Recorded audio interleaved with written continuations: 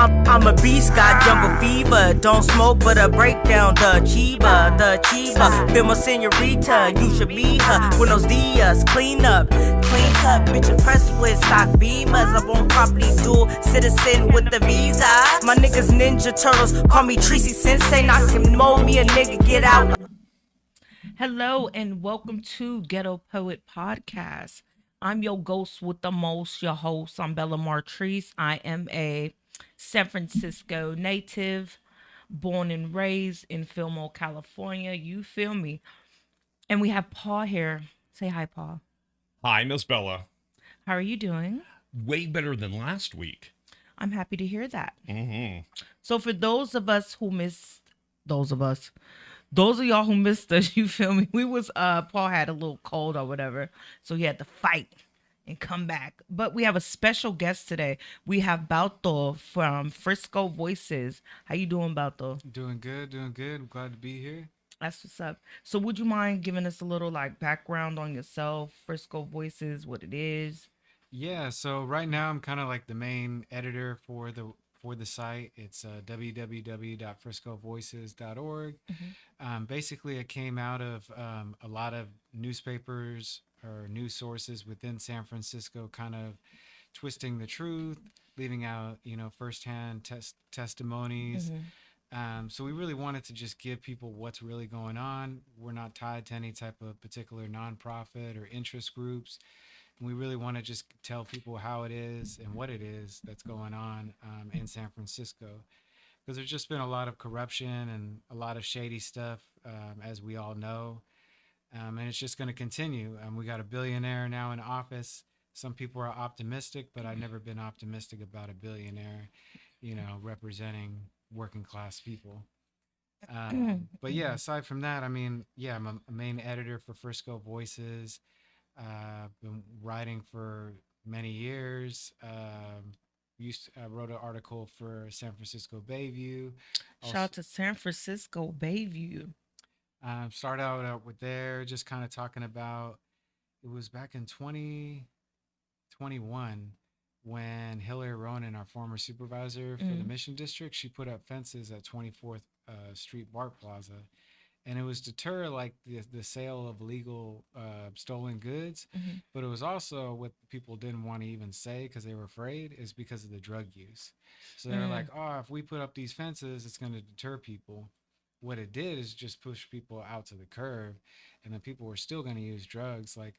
It's an unfortunate reality. We obviously are in an epidemic, with the whole fentanyl issue, but it's because of trauma, and people are congregating in public areas because if they're in public, then they can watch over one another so they don't overdose.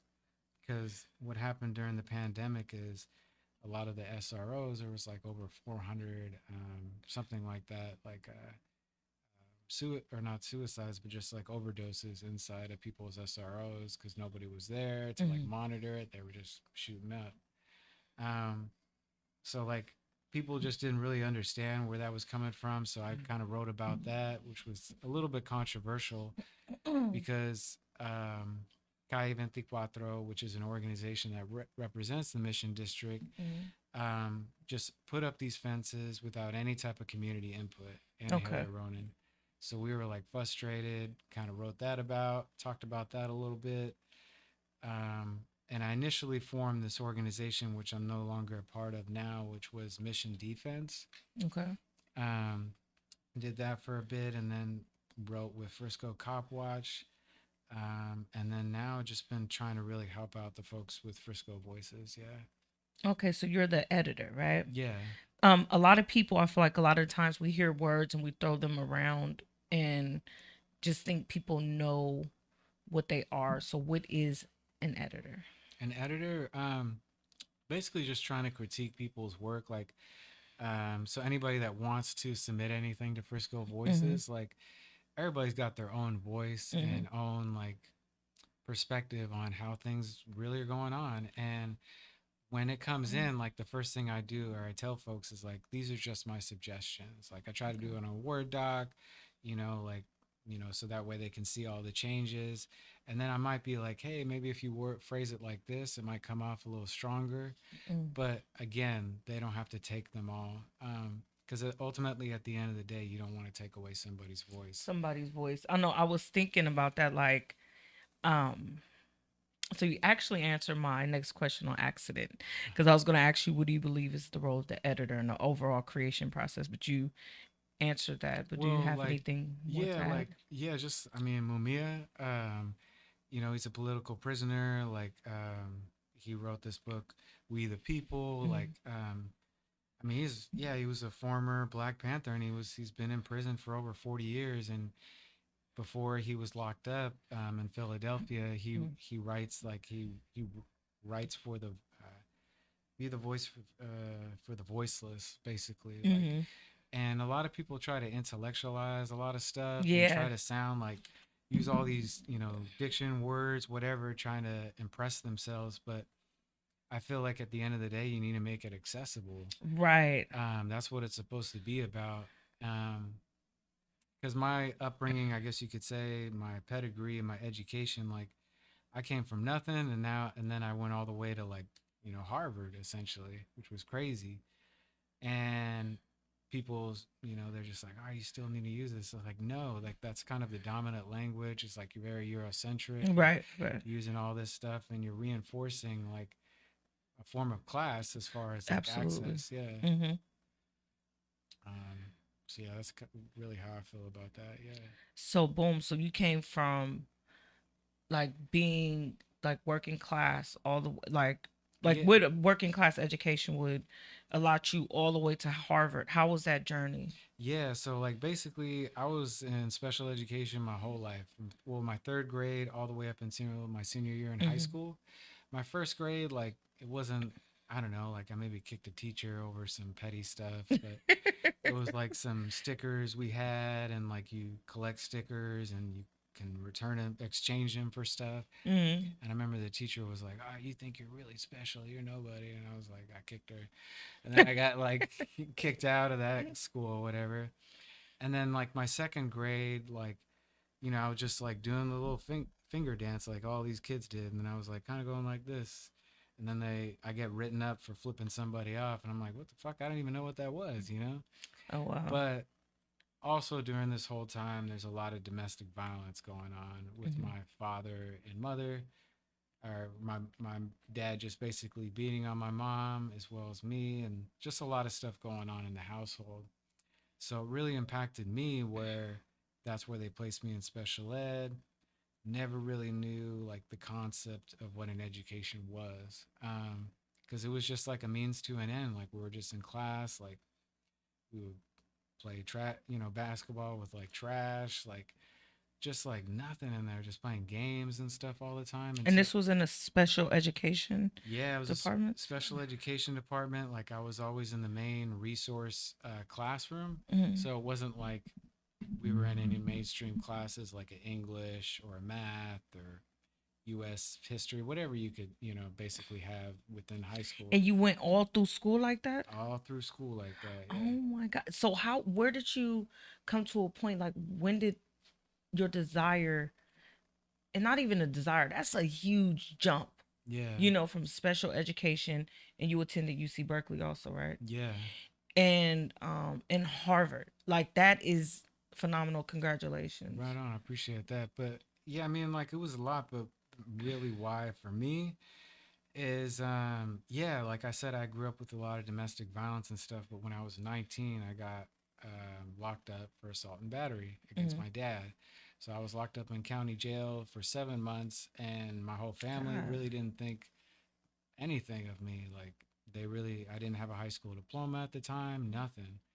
But that really ended up being like a really good thing for me, because it just it gave me a drive. So when I went to Job Corps, it was like, this is my only chance. Like I got to get this. Like I got to get my high school diploma. And then they brought me out to Frisco back in 2005. Mhm. And I've been here ever since. But like when came out here, it was like the first place where I was ever really educated.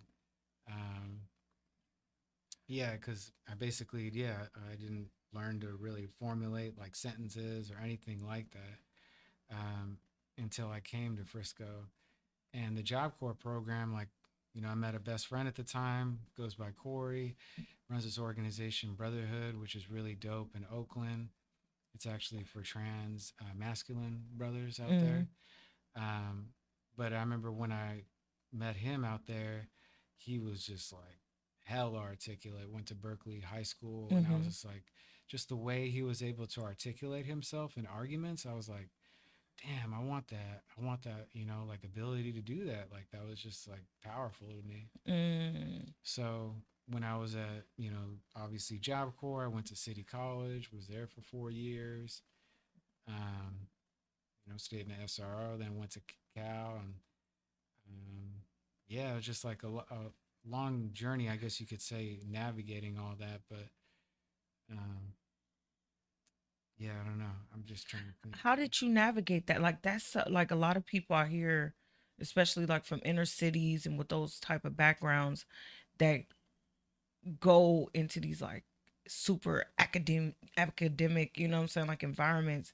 Like I like they have like all these different experience. How many? Oh my god, I don't know why I got nervous, but I did all of a sudden. Yeah. But let me just be natural. Okay, boom. So when you went into this, what has been your driving force? Like, how did you assimilate into, you know what I'm saying, Yeah. Berkeley culture and stuff like that, or survive Berkeley culture better yet? Yeah, no, I mean, well, first off, like at City College, like I didn't really know anything about organizing, and then like it was like my first or second semester, I had a class late at Mission Campus, and I meet this guy Cheeto, who happened to be the Secretary of Labor, treasurer, I guess at the time for the organization. I came in there because I added his class late, so he was trying to fill me in for the past two classes that I missed, and he was like, this is what our class is, which was taught bilingual, which was really dope, but it was all about like kind of labor history.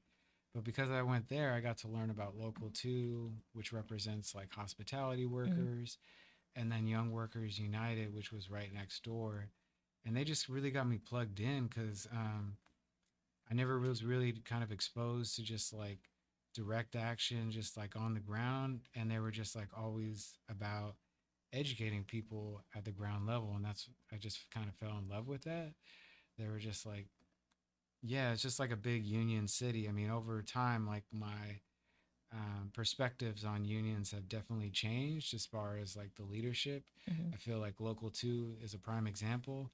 They happen to represent predominantly women of color, first generation immigrants, but the leadership who decides all the voting is predominantly old white men. There's maybe only one woman of color. Yeah, it's just sad. It's just like that's what you have for your organization to represent it. But yeah, that's another story. But Can I ask you what you feel about DEI? diversity, equity, and inclusion. Yes, sir. Yeah, it's interesting because I studied it actually for tech a while back, and the Bay Area spent more money on diversity, equity, and inclusion than any other city.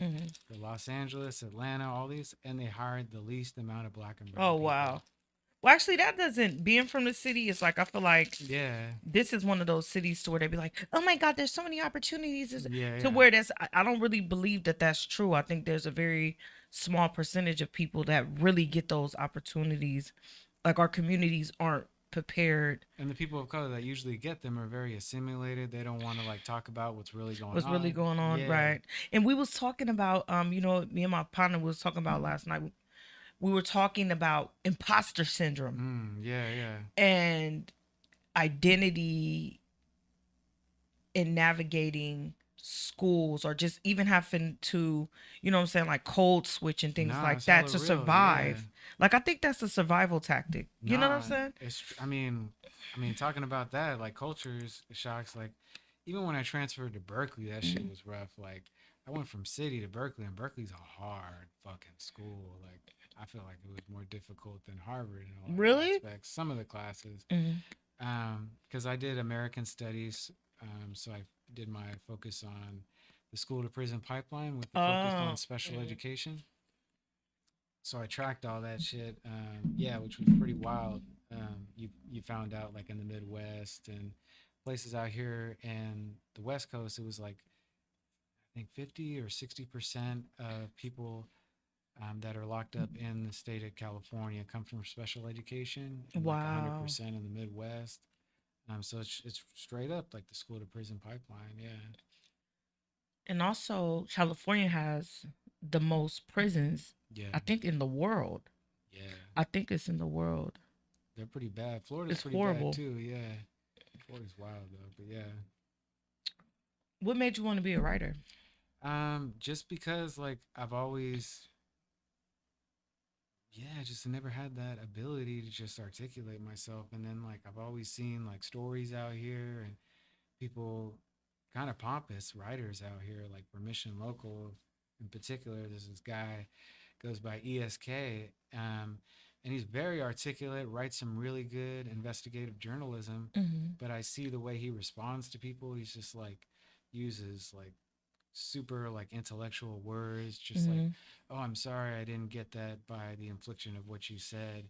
You're an idiot, like type of So shit. very condescending. No matter what comes across, he comes off as a pompous ass. Yeah, exactly. And it's Mm-hmm. just like, what the fuck, man? Like we're trying to make, yeah, Straighten so we can uh, see your logo. yeah. Trying to make shit accessible at the end of the day. But like, there's this thing going around too, where a lot of organizers, and I feel like I was kind of at fault for it a little bit initially, and I'm trying to be better about it, like we all are. But if there's a lot of different opinions that are going on, Mm-hmm. especially with this new Trump administration, like people are coming from the woodworks, people from coming from the hood that respect him too.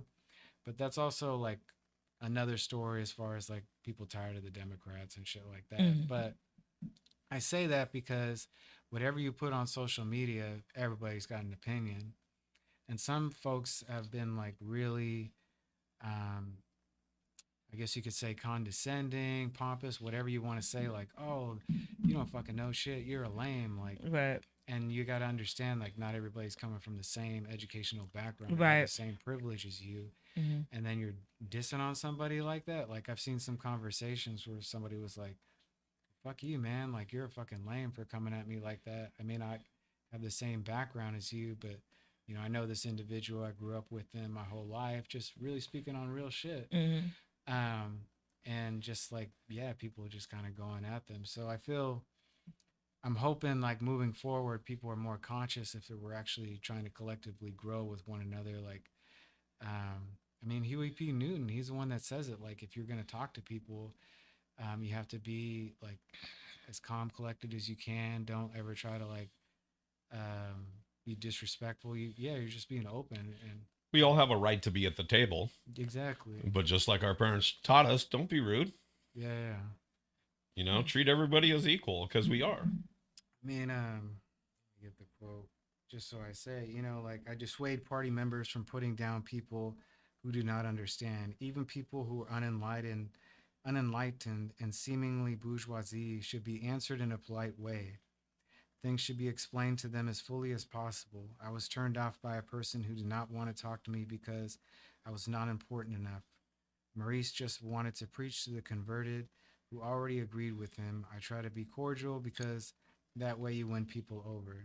You cannot win them over by drawing the line of demar- demarcation, saying you are on this side and I am on the other.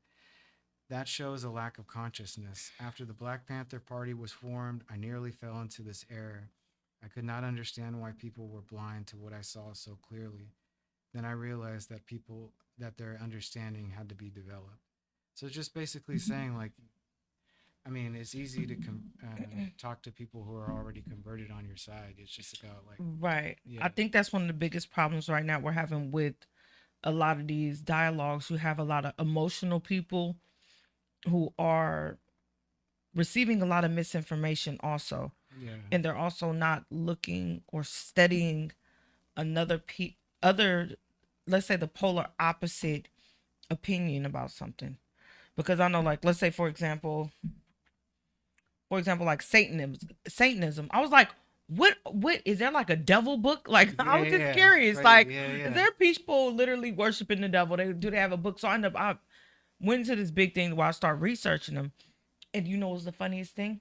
A lot of people who think they're Christians align perfectly more with Satanism. Mm, I'm just saying, so therefore, I feel like the more knowledge that we have, the more that we're able to make decisions on how we feel about something. So a lot of the times I'll be telling people like, well, how much research did you do with the opposing arguments? You know? And then to another thing is that two things could exist that seem polar opposite that could be true simultaneously. I think people have a idea that it's always a combat and that you have to be right or wrong. And that could just mean you could do the same exact thing and have completely different experiences or interpretations yeah. of something that happened. So No, it's I think people are absolutists. I love that word. mm, Like absolutists, like they want something to be indefinitely yeah, one yeah. thing to where it's like I think life is more complex than that. So with with San Francisco Voices, what do you think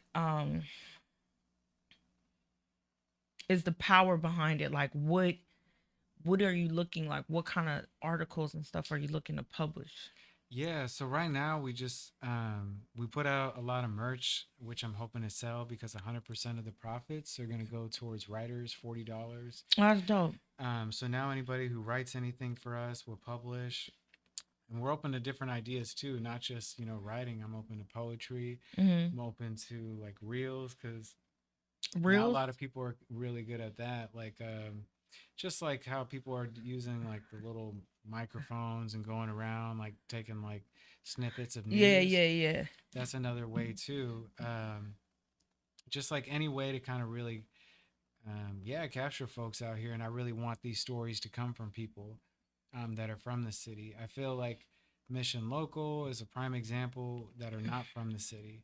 All the writers come straight out of Columbia University, for prime Oh example, God. Yeah. or Berkeley, School of Journalism, and they're supposed to be unbiased, but it's very clear that they are biased. Like Right. everybody is at the end of the day. You have some perspective that you can push, but yeah, we just need more. We need more people talking out there. That's really what it's about. And I'm frustrated with the rhetoric that's been kind of going on with these spaces. I mean, Manny's is a prime example of what's kind of gone wrong within this liberal democratic city. Manny's is located on like 16th and Valencia. They're known as like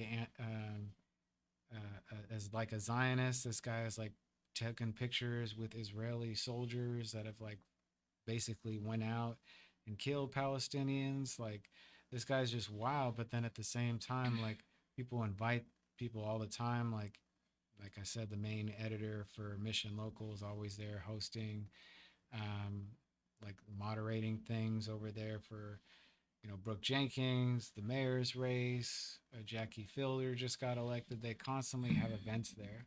So I feel like it's like the Commonwealth Club, but of the Mission District, essentially. Oh yeah. So Zero diversity in their events. Yeah. right, and it's And kind of if it is diverse, it's just like the people that do not want to question the status quo. Like we had Honey Mahogany, like a lot of people backed her, but then now it's kind of shifted because now Honey Mahogany has become like a big YIMBY person, pushing a lot of like conservative legislation, working with um, yeah, not just Matt Haney, but yeah, other folks too. It's just kind of interesting. Yeah. okay. So you have a lot of political commentary. So you're an activist, huh? Yeah, I guess you could say so. Yeah.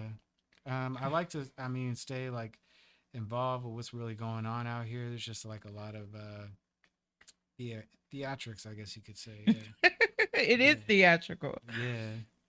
I have a question because I feel like navigating politics is very hard because I know a lot of people's belief system. I was looking at some statistics are a lot of times definitely aligned with the propaganda of the geographical location. Yeah. So how do you let's say if somebody want to get in the like they want to become more informed, where should they go for this information and how could they go about using critical thinking in order to learn what information is real and what information is fake. Because I think that's you have so much propaganda out there. Yeah. And it's not like people are like politicians are very crooked and shit like that. They're not going to tell the truth about what they're doing and things like that. So how does somebody navigate that if they want to receive good information? Yeah, I mean, honestly, like, do not go to those little Democratic clubs. Any of the young ones, whatever affiliations people want to, you know,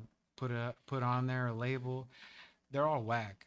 It's just like some people on there. They feel like as if they're the chosen to like make these little decisions, and in reality, like nobody is. We're constantly evolving. We're constantly learning, and it has to be a collective process at the end of the day. And I feel like these particular spaces, they act like they're gatekeepers straight up. And sometimes they don't want to share information Right.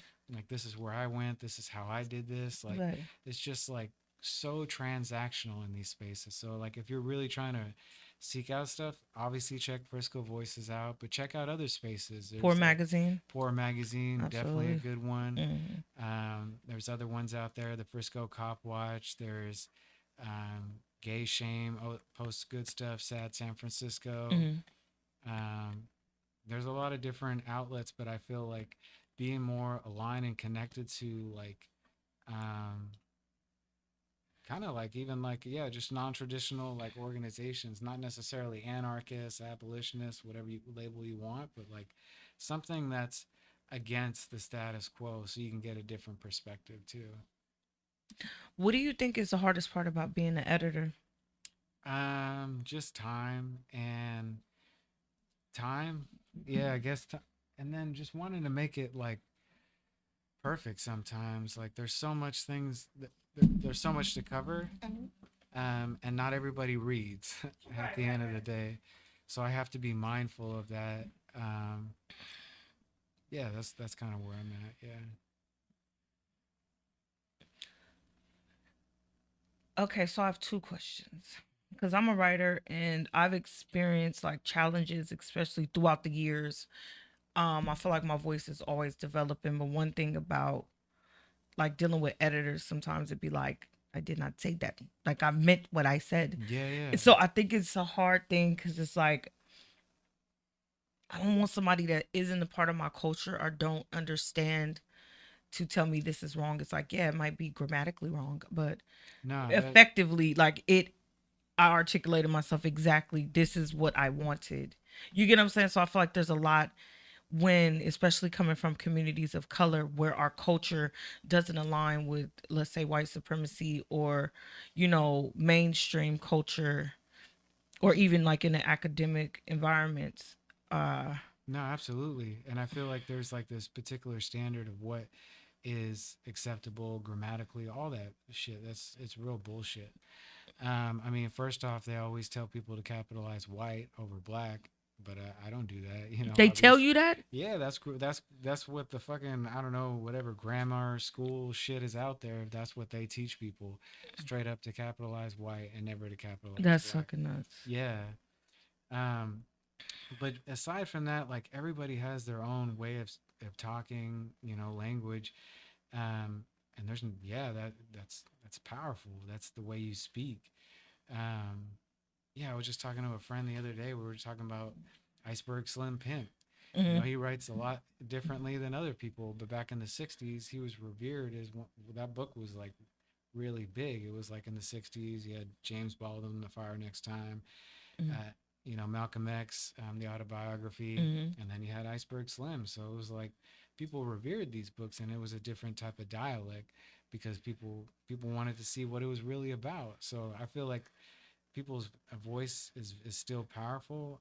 Obviously, my thing like if it's hard for me to like understand, I might like suggest something ever when I edit, but I never want to change somebody, take away somebody's voice. Yeah, it's Yeah. just really to get hopefully to get their point across if stronger. Yeah. By the way, good answer. And Just, as writers, I think we could both appreciate that in the room. no, absolutely. And two is like, I think that like once again that comes to, I feel like being a writer, you have to have like a high self-esteem, Yeah.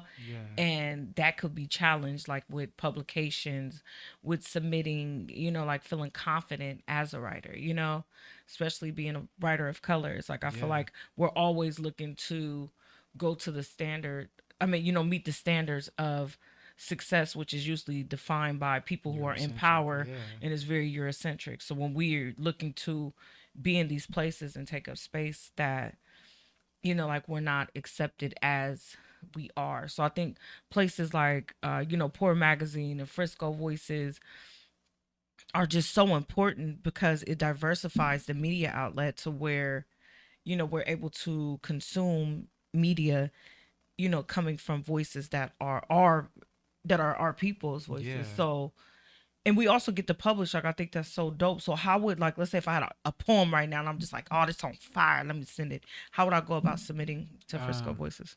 Hit us up on our Instagram, Frisco Voices, or you can also contest, contact us directly on our website. Mm-hmm. Our email is editor at friscovoices.org. And yeah, I mean, ultimately, I want to say another thing about writing is writing takes time.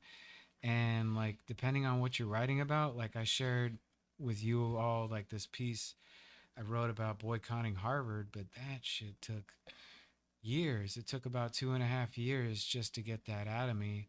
And some days you don't want to write about it because it's so personal to you. Mm-hmm. Where, maybe one week you just write like a couple lines. I have a question because I read that whole article, and that was a very brave article to go as an individual up against and be so transparent about a big institution like that.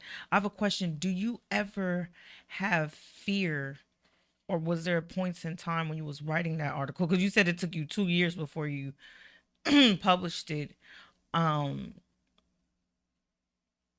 was there any fear involved? Because I think, and not just a fear, a fear socially. Like, let's say for example, if you wanted to go, like, go get a job, you're Yeah, like, yeah. you Nah, they're feel gonna me, be like, judging that. Nah, for you real. were Yeah, you yeah. really put yourself, I feel like it's almost like a, you damn near have to assassinate your social status Nah, in straight order up. to stay Yeah. true to your spirit and your ethics. So could you briefly talk about the article and then answer that question? Because that was a very powerful article, and like I feel like I'm a mother, and I have a 16-year-old, and it's fucked up because we have such colonialistic standards. I'm like, oh yeah, I want my daughter to go to Harvard. You get what I'm saying? Like, Yeah, it's yeah. a badge of honor. So we hold these institutions that have been historically racist, historically sexist, historically, all these negative things. And we still take some sort of pride in these institutions. So, I mean, you know what I'm saying, man. Like, Yeah, so yeah, would you straight mind up. talking about your article that Yeah. you wrote? Yeah, I mean, when I was there at Harvard, it's some of the most transactional people you'll ever meet. And could you Ever. define transactional? Yeah, transactional is just somebody who does not care about. I mean, obviously, they're not really generally interested in trying to get to know who you are. Right. They don't want to. They don't really care about your mental, physical well being, all that. It's just like, what can I extract out of you? What do you know? Okay, you got a podcast. Ooh, what can I get from this podcast? Maybe she'll hook me up. Maybe she can buy money on some of my merch or something like that. But then, like, after that, they're just like, oh, I don't really need her anymore. Maybe she can network or provide me something later on. But it's just purely transactional with these folks. Like, and these circles you kind of go into. Like, so I was at Harvard and I got one of the biggest fucking scholarships I could have ever imagined. Like, I had a full ride, and I got like a stipend of $3,000 every like month, and it was from a really fucked up billionaire who was like close to Jeffrey Epstein. His name was Glenn Dubin. He was accused all this stuff that came out.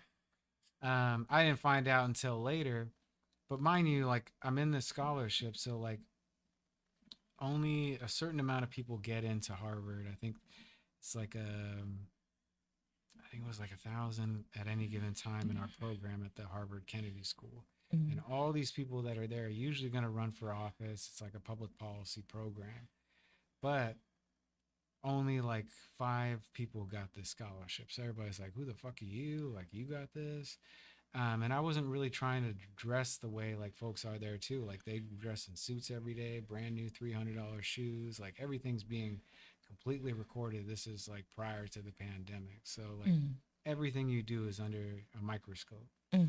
So I don't know. It was just like a really weird space. Like, and even the people you think are maybe dope, like the folks of color, they come from extreme privilege. Like I met a professor there, Khalil Muhammad.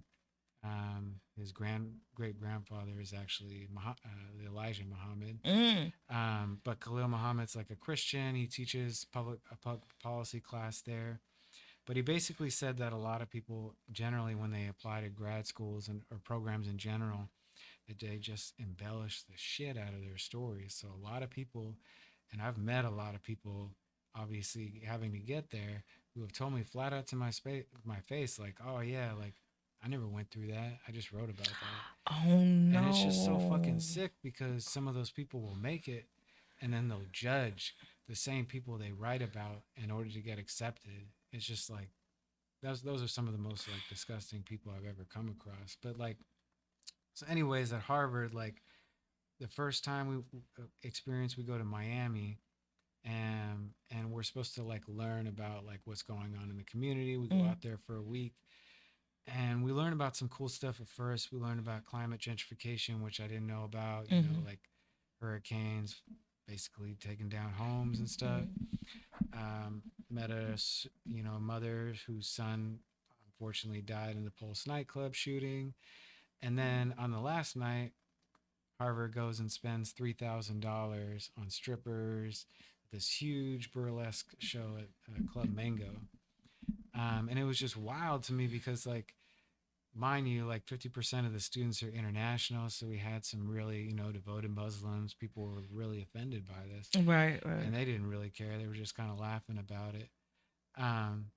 But that was just like one scenario. It was just like, I don't know, nothing to me. So anyways, the whole Glenn Dubin thing came up where all these articles came out from Vanity Fair, The New Yorker, of how he was tied to Jeffrey Epstein.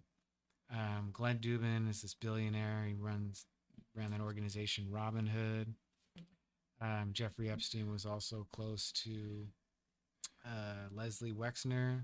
Leslie Wexner is the founder for like Victoria's Secret and all that. So these people, like, they fund scholars at the program. So then all this came out. We tried to question the school at the time.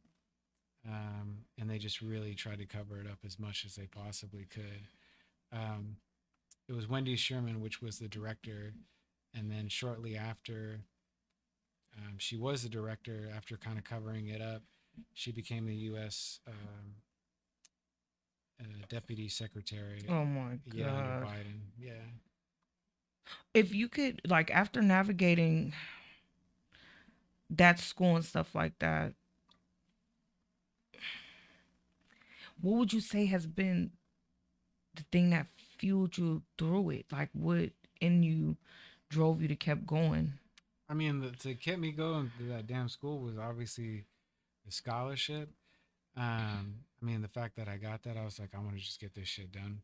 But I never wanted to put up my degree for years until I wrote that article because I felt ashamed. I was just like, Wow. yeah, I was just like, I hate that school for everything, what it gave me. And I want people to know what it's really about because I just didn't. Because one of my best friends, I met him there. He was a transfer too, but he dropped out.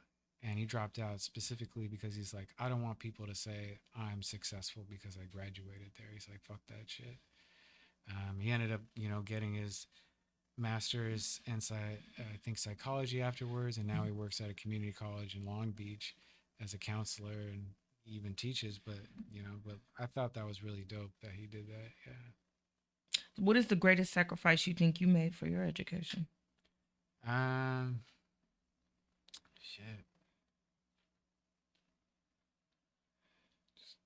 Being on my own. Being on my own, doing it all on my own. Yeah. Never having any type of resource. Because I say that too, like obviously I came from special education, so I do have Right. ADHD, I got PTSD. Like, Okay. I mean, I wasn't aware or didn't really like find more about it or actually utilize it until I went to Berkeley. But like there are stuff out there for a lot of folks, but we don't find out about it until very later on or even talk about it. Um, but I felt like that was something that really definitely helped me out. Yeah. I feel like, especially there's times when, being an activist and, what I'm saying, like coming from, working class that uh it could be damn near a demonization, what I'm saying, of these type of institutions also. Do you get what I'm saying? But Yeah. I mean, shit. I mean, if they doing fucked up shit, they doing fucked up shit. I mean, it is what it is. Let's just keep it 100. But what tools or what did you get from Harvard that you felt like you couldn't have got nowhere else? Just exposure to Hmm. that type of level of corruption. Oh wow. Yeah, like I Hmm. always wanted to. I mean, I obviously wanted to go there Right. specifically because of my background. I'm like, fuck that. I I want to could do go it. there. Right. Right. Yeah. Right. Right. Right. And then I got there and I was like, damn. Because it was wild. Like the people from that ran the fellowship, like Glenn Dubin is the guy who runs it. Really fucked up dude. He used to be a CNN correspondent, old white dude. If you see like a picture of like the old boys white club, it's like when Ronald Reagan was office and they're all like laughing, drinking some Hmm. champagne. He's in that shit. And it's just wild to me because like these people, they reinforce like, white supremacy, all these like systems of oppression, privilege, all that So shit. you feel like it's just blatant, just racism, blatant sexism, blatant misogyny, probably, and all that kind of craziness. It's just more like capitalism, like in class, like on just like Classism. extreme. Yeah, like people do not care. I mean, there was this one girl. I thought she was kind of cool, but then like at the same time, she's studying at the Harvard Business School, and she's in this class of power and pedagogy, and we're supposed to like kind of like do a lot of introspection and really find out about who we are.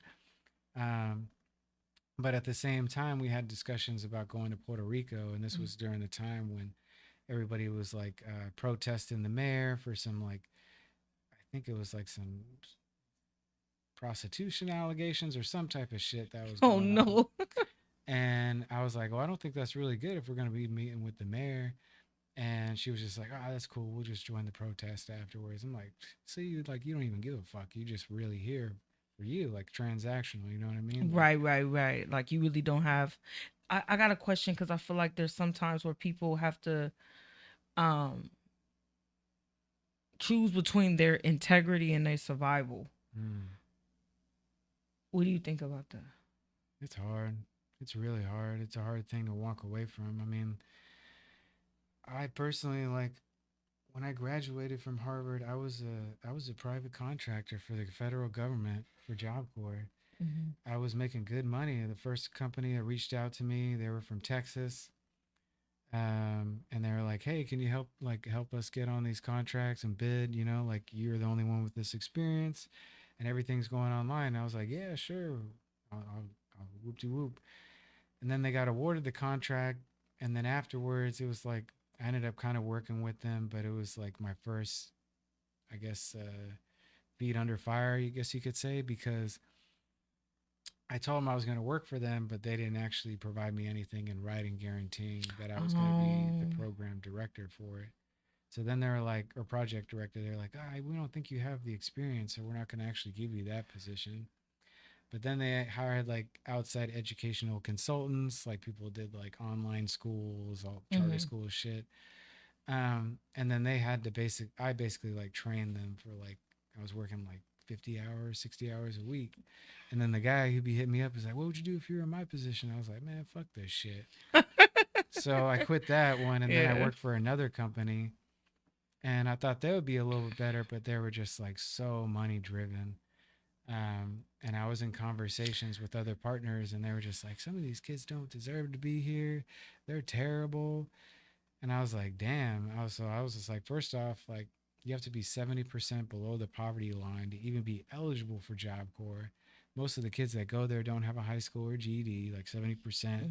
We got IEPs, 504s. That means we all come from special ed. Like, Right. this is the first time somebody's actually, investing in their education.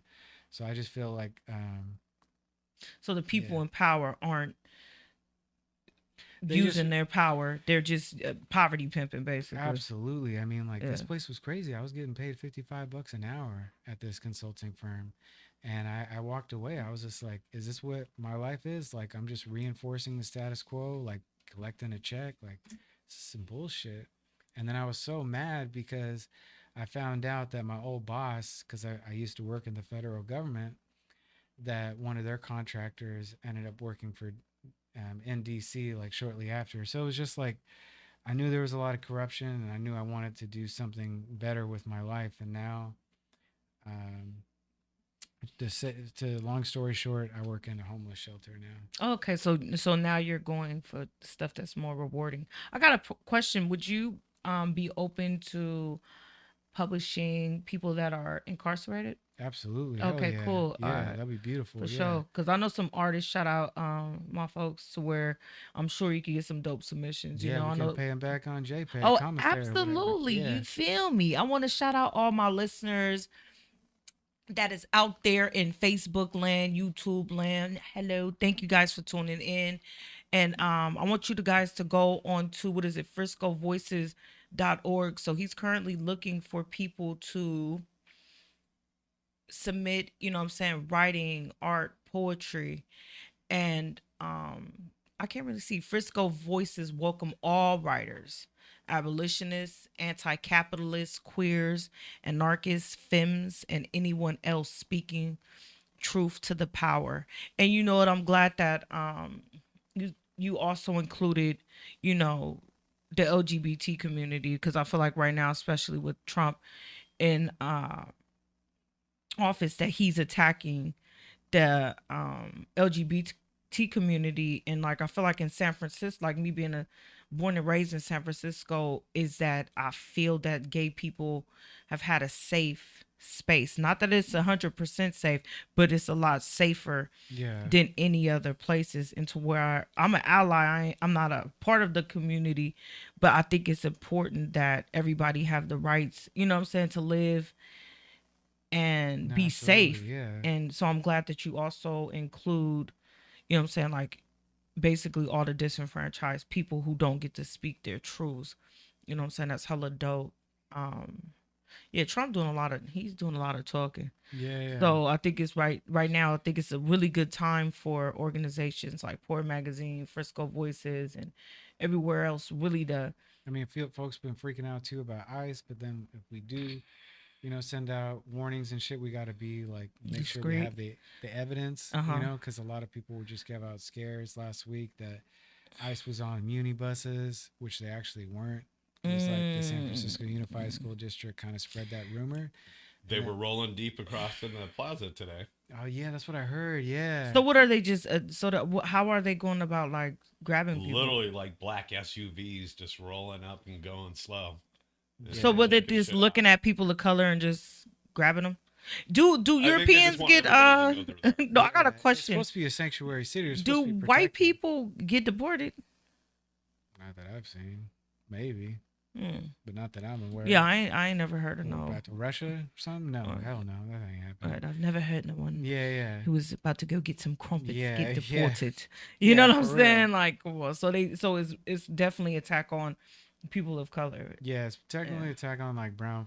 But I think it needs to be more discreet, because if we put it, like, if people put it out there like hella publicly, like, hey, ICE is here, I think it needs to be more discreet. You know what I'm saying? Because if they know we know and we're distributing that information, then they'll be able to counteract that. Then they'll be able to move it around it. So I think there needs to be some sort of system that's just like, if people know, I mean, just pull out your phone too immediately. Right. Record that shit. Yeah. is recorded, uploaded. Hey, look, ICE over here, man. Yeah. And maybe I'm being a pessimist, but I think it's just them just trying to show. Yeah. It's all political, right? They're just trying to show that they're here. I hope so. And like you said, we're a sanctuary city, so what are they really doing? Yeah, I don't know, but there's like Minutemen, and those people are fucking wild too. Like, I mean, if they ever show up here, people are gonna beat the shit out of them. But yeah, What are they? Minutemen, it's like people that are not work for ICE, but they're like, Oh it's no. like those people that like idolize them and kind of work Want to for be, them. want to. Yeah, Here they are right here. yeah, I yeah. mean, Oh my God, that's fucking horrible. was it here or Chicago that we were like the home of the, what is it, Guardian Angels back in the 70s? Oh yeah. Do you remember the Guardian Angels? They would protect people on the streets and they'd wear the t-shirts and We had those people too here in the mission. They wore the white shirts and the little berets. yes, Yeah. that's them. Yeah, they were out here, but they haven't been around for a while because they didn't have guns. And people Yeah, showed them that's the guns. problem. Yeah. It's You know, exactly- that all started when it was peace, love, and granola in the 70s, 60s, and 70s. So yeah, Yeah. I was gonna say, could you put that on a screen I so did. people? and Oh, I- you did. Yeah, and I'm gonna put it on again now. Oh, okay. Tell us a cool. little bit about Frisco Voices, and just to let you guys know, it's friscovoices.org. Yeah. So yeah, this website started, 2013 at the end of or 2023 at the end of the year. Officially, all the articles obviously been going on since in the beginning of January last year. But yeah, we're looking for more artists, more people to contribute to our page. Um, it's just like an ongoing thing. But I would say our Instagram is kind of where more of the activities going on as far as like our postings, things that are just like live updates about actions going on. Um, yeah, like one of the things that's coming up, I guess, is February 8th that we're looking forward to. It's Lover's Lane. It's put on by Lucia, and they do it every year. This is going to be their 4th year in Balmy Alley in the Mission District. So we're going to be there from 11 to 6 p.m. selling our merch. As you can see, I got the Frisco Voices here. I got my hat.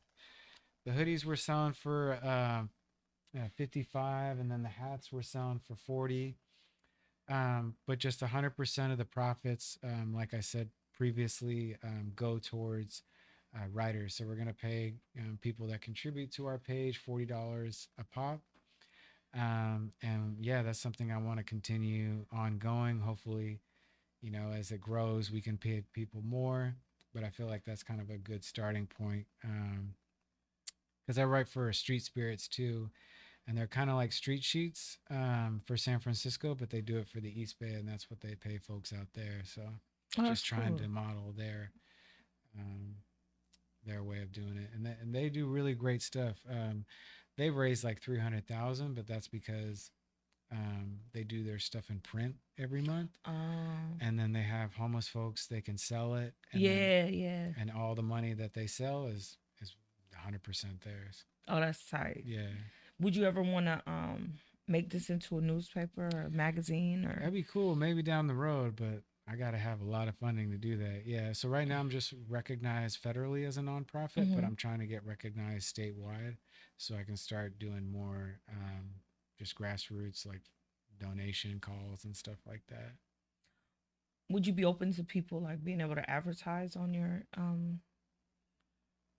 On my page? Yeah. Potentially, it just depends on what it is. I mean, on my page, I have like, and you can go on to the About page too, where we have like our guiding principles, which I would say too, for anybody who wants to write, you can kind of scroll down a little bit, I think. Yeah, just kind of like follow along these things. Like, we'll never endorse any type of politician. It's Okay. something that we really want to stand by. Right. Yeah, just like political actors, people, stuff like that. Like, we want to speak truth to power. Obviously, we understand that people want to use like intellectual words and shit like that, but I want to make this accessible to people at the end of the day. And these are just like stuff to people to hopefully like just to think about when you submit. Yeah, that's all. That's what's up. So you have coming up the flower. What is it called? The love. Oh, Lover's Lane. Lover's Lane, and then you got this hat right here. This hat dope That's too. on your Instagram, right? You too. No, that's not. Oh yeah, that's perfect. Yeah, so like on there we have a lot more of our stuff. It's more active, as you can see, like on our stories. And then yeah, coming up February 8th is our Lovers Lane. We got like our hat here for the event. We just dropped. This is my regular one, They didn't see this one. Let's show that up again. Yeah, the purple one. but this one just dropped for the Lovers Lane, which is The pretty purple sick. Pick it one? up to your Over chest if there. you would be Right. so There you kind. go. There we go. Sorry. Thank you. Yeah, that was tight. Okay, right here. And you guys can gonna show be 'em there, vending? too if you want. You can show them over there even. There you go. Awesome. Okay, cool. So yeah, we're gonna be vending at Mhm. Lovers Lane. We'll be right there on like kind of Harrison and 24th area, right in front of the Mission housing center that they have over there. Mm. We'll be there from 11 to 6, and then Balmy Alley. Like it's gonna be hella artists, hella performers. It's 100% free. Obviously, the food you got to pay for, and if you want to But buy anything, but it's gonna be a sick event. It's supposed to be well, it's not supposed to be like the beautiful thing about it is it's secured. They have their own security in the Mission. mm-hmm. So there's actually going to be no SFPD presence. Oh, that's So good. no pigs. The only thing they have to have is just one fire marshal from the San Francisco Fire Department, which is really dope. So it's a really community led event. And they've done it kind of grassroots. This is their fourth year, so I'm excited about that. So is there anything else that you want to say as far as about Frisco Voices, or anything that you've written that you would want to share? I mean, like if you're interested in working with Frisco Voices, you have an idea, just please reach out. Like I really try to be accessible, like the organization does as itself, Mm-hmm. the folks that are on there. But yeah, we really just want to spread the word. And if you have an idea, or if you got a dispute with any type of one of our articles, you have your own opinions, like I'd love to have you reach out and we can have more of a discussion, and maybe have you posting something too, and we can work on that. That's dope. I like that, because I think that sometimes well, most of the time, if an organization doesn't agree with what you're saying, like they just totally just won't even publish you or stuff like that. So that's cool that you're even like Frisco Voices is even open to, what I'm saying, publishing things that might contradict each other. You know what I'm saying? I think that's the beauty of being alive, is diversity. So I'm really happy that you came out to represent Frisco Voices, and my voice will definitely be on Frisco Voices at one point Hell yeah. or another, and I'm gonna definitely cop me one of them hats. All right. So we have the flowers event. Why I don't know why I want to keep calling that damn event It's all good. Lovers Lane. Lovers February Lane. 8th. Maybe because it's the colors of this hat. I'm also doing a little pop up. What's this comedy thing? I keep wanting to call it flowers. Is it on your Instagram also? No, it's on Dayton Comedy. DAYTOND. Oh, the Instagram, my bad.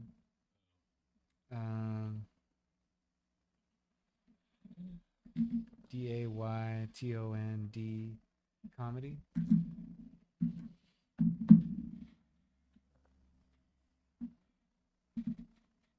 And we'll see. You would think it would have. No. Yeah. It's okay. You'll put the link down below, right? Yeah. Cool. But Dayton Comedy, obviously, there's like a comedy show event going on at Medicine for Nightmares this Thursday. I love Medicine for Nightmares. yeah. You should have. Dude, next time we perform there, I'm about to call you and be like, hey, come by. I love Medicine for Nightmares. It's a dope ass bookstore in the Mission. It's hella dope. Speaking of, they publish, or they sell our zines there as well. Oh, cool. I wanted to drop y'all off one of these too, but this is kind of what we put in our Let me store. see. It's And that's it right there, right? yes, it's how to not pay for BART at their evasion guide. Obviously, BART is expensive as it is, and they continue to increase their fares every year. It's just bullshit. So yeah, we made this, and Medicine for Nightmares they're selling it actually in their bookstore Oh, for that's like cool. I think $2 or $3 a pop. We will be at Lovers Lane giving out probably 200 of these, if not more, for free. Oh, that's cool. Hella stickers. So please, yeah. That's hella funny. Yeah, we got like some really cool comics in there too. I haven't seen a zine in hella long. I love zines. Well, thank you. Yeah, so please, yeah, check us out. Medicine for Nightmares Thursdays comedy show at 6:30 at night. If not, The Lover's Lane February 8th on a Saturday from 11 to 6 p.m. That's what's up. Thank you for coming. Yeah, thanks for Coming out. having me. You don't do no poetry or nothing? Or no rapping or nothing? Nah, I used to sing way back in the You day. could sing? Way back in the day. For real? Yeah. What you used to be singing? Like R&B? R&B, yep. And then people would like rap and I would do like hooks and stuff. Oh, that's tight. Yeah. You on the under, so I was trying to be like Nate Dogg back in the day. Oh, for real? That's hella tight. You got some stuff online? I do, but it's old and You don't wanna I would not share that publicly. Yeah. send it to me. I gotta hear it. That's hella I might funny. I might do that. Yeah. Well, she's gonna just catch you off guard next time you're on. She's gonna have you sing a few bars. You better start warming up them chops. Yeah. That's hella funny. Nah, I ain't gonna try to do him like that. He's coming representing Frisco Voices. He didn't come here to represent his voice. You feel me? Try to have him up here singing some Hey, John he's from B. Frisco, and he's got a voice. Right. And he's the editor, so we gotta Keep it tight. So thank you for coming. And any events or whatever, send them to me. I'll share them. You know what I'm saying? I'm really good with helping people, promote and stuff like that. And then share my stuff too. You know what I'm For saying? sure. Hell yeah. Thank you to everybody out there. Tap in with Frisco Voices and get your publisher on. That's a dope opportunity. Pass it on. Do you guys publish youth? We haven't, but I would. Hell yeah. Oh, That'd be that's sick. dope. That'd be Yeah, a why dope. not? That's a dope hustle. Yeah. You know what I'm saying? See, that's what I'm talking about. You Why know what I'm saying? not? Thank you Yeah. for coming to Ghetto Poet Podcast, and that's an opportunity I think people should really take advantage of. And like I've mentioned before, I have a 16-year-old, and that's something she could put on her college applications. Oh hell yeah. You know what I'm saying? Like as an extracurricular activity, being a published author or artist. Like Straight up. Yeah. for real. Maybe she'll get into Harvard. No, I'm just like, Nah, hey. no, I mean, I'm down to just help messing that. around. Yeah, but no, for real. It's like, Yeah. I want to talk more about that one day, Yeah. So anyway, this is Bella Martrice, and that was Mr. Balto coming from Frisco Voices. Check him out. Hit his Instagram. Send your peoples to be published. And I'm out. Peace.